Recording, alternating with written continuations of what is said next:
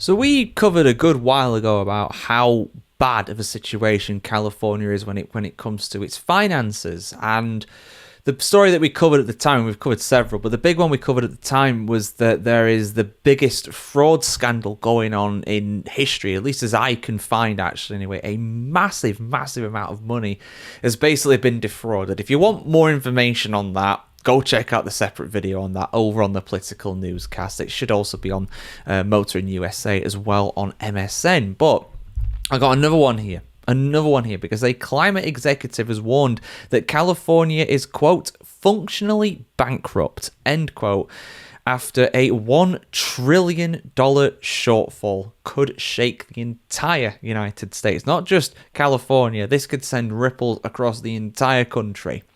But what is going on here? Why is this such a concern?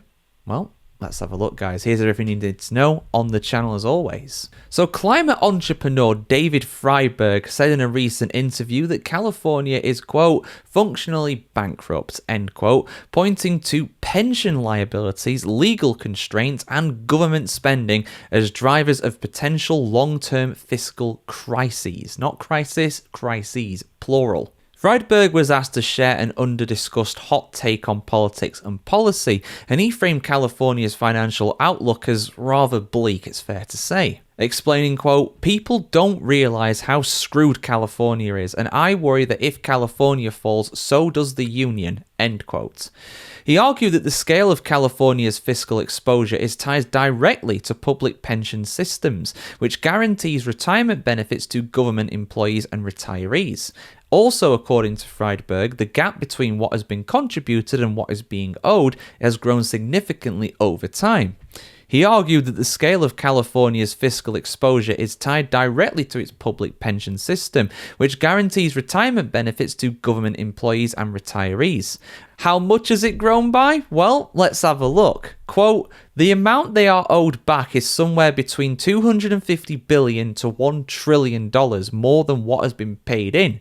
End quote. Friedberg contrasted California's position with that of the federal government, emphasizing that states operate under strict fiscal constraints and cannot rely on monetary policy tools to offset deficits or obligations. Saying, quote, if it was the federal government, it would be like, okay, we'll just print more money.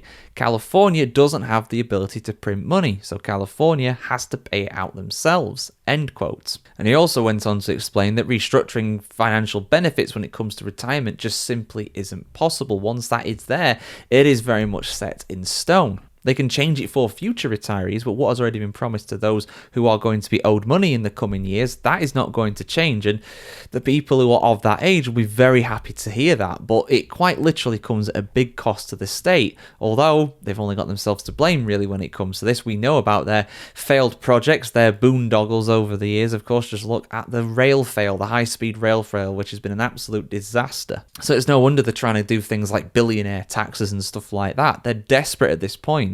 And even declaring bankruptcy is not an option for California. Saying, quote, the state cannot declare bankruptcy. There's no way for the state to functionally declare bankruptcy. There's no law to allow it. No state has ever declared bankruptcy, end quote. But California needs to make some changes, according to Friedberg. He explained, quote, California's functional bankruptcy is a major risk to the country, and I think we need to figure out how to change it. But is there light at the tunnel? Well, perhaps, but Friedberg doesn't even know how to do it. That really does say a lot about how much of a mess they are in right now. But guys, let me know your thoughts in the comments below. What can California do? What should they do? I want to hear what you have to say down below. Are they heading off the cliff at any moment now? Is this the tip of the iceberg? It does seem that way, to be honest. Like, share, comment, subscribe as always, guys. And we'll see you soon for much more content just like this.